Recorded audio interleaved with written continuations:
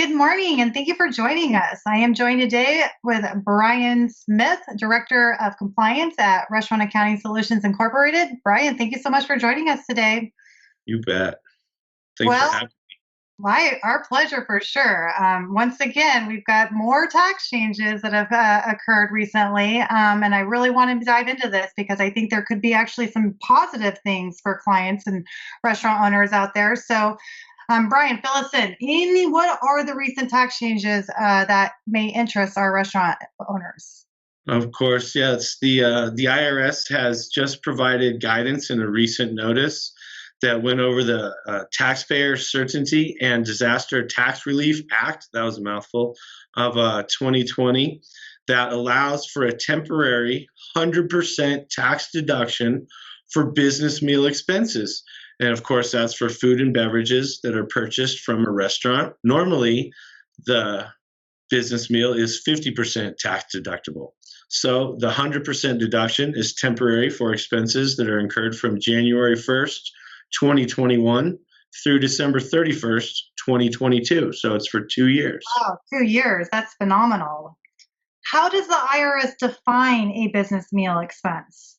Oh, good question. A business meal expense is an expense for food and beverage purchased when the business owner or at least one employee is present and there is a business purpose to the meeting. And an example would be an owner or an employee meeting with a potential client where food and beverage is purchased. That would qualify. It's pretty simple. You take a client out to lunch or you take an employee out to lunch and you discuss business. There you go. That would qualify. All right. Now, just for a little bit more clarification, what types of food establishments are included in the term restaurant? All right. For this purpose, and it's just this temporary 100% deduction for this purpose, a restaurant means a business that prepares and sells food or beverages to retail customers for immediate consumption. That's the important part, the immediate consumption, regardless of whether the food or beverages are consumed on the business's premises. So you could also order to-go food from a restaurant, and that would qualify. However, a restaurant does not include a business that primarily sells prepackaged food or beverages not for immediate consumption, such as a grocery store, a specialty food store or a liquor store, something like that, where everything's prepackaged and not ready for immediate consumption.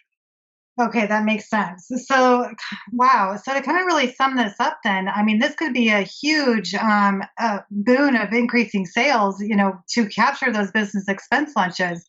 Um, you know, Office buildings downtown, et cetera, they are always sending, the employees are going out for business lunches. So they literally can write that 100% of that lunch off.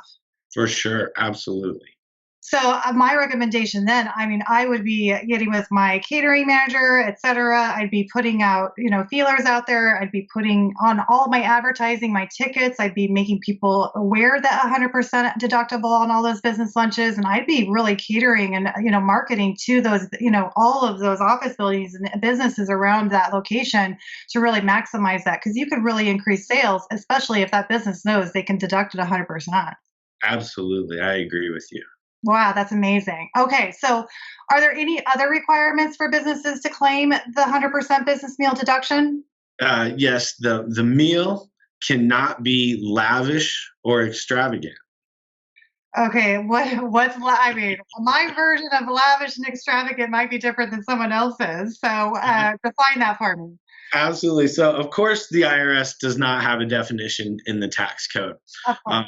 But I can provide an example that I think is very fitting and will get the point across. So let's take, for example, $105 at a nice restaurant for a 24-ounce porterhouse. I think that's very expensive. A 24-ounce porterhouse is $105. I think that's very expensive, but I do not think that is lavish or extravagant.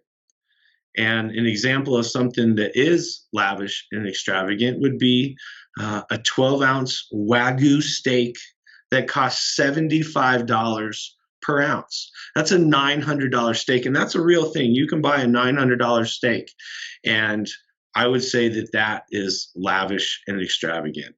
But that is a huge difference between my $105 and my $900 Wagyu steak. So it's a huge difference. So really, taxpayers need to use their best judgment under the set of circumstances, because sometimes maybe a $200 porterhouse would still be expensive, but not lavish or extravagant. And I don't think that would ever be lavish or extravagant. So once again, quite a large difference between not lavish and extravagant. So don't go crazy. Just eat a normal lunch, and that will absolutely qualify.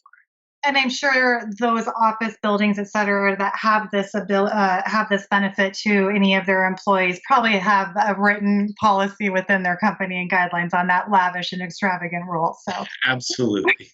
I'm sure they're saying, don't go out buy a $500 bottle of Opus One, So There you go. Yeah, go out for a normal right. lunch or dinner, and that's absolutely going to qualify. Perfect. So I know that entertainment is not tax deductible. So are there any steps a business owner can take to ensure 100% tax deduction for business meals purchased concurrently to entertaining a client or employee, like maybe at a music festival or a sporting event, for example? That's a great question, and this, I think, is very common. But in order to get that 100% deduction for the meal expense, or this is the same rule, or 50% deduction in tax years 2023 and on, because remember, this is a temporary change, and this rule right here is it's the normal rule. It's not a special rule for this situation. But the food and beverage needs to be separately stated on the ticket, or just purchased separately so that it's not all part of one bill. For example, if you're at a sporting event and you bought a ticket for $50 and part of that ticket cost of $50 included a hot dog and a Coke, well, that hot dog and a Coke is not separately stated. The price of the ticket was $50. That's entertainment, and nothing would be deductible. So make sure that you have a separate receipt that itemizes the food purchases, and that's what the IRS is looking for.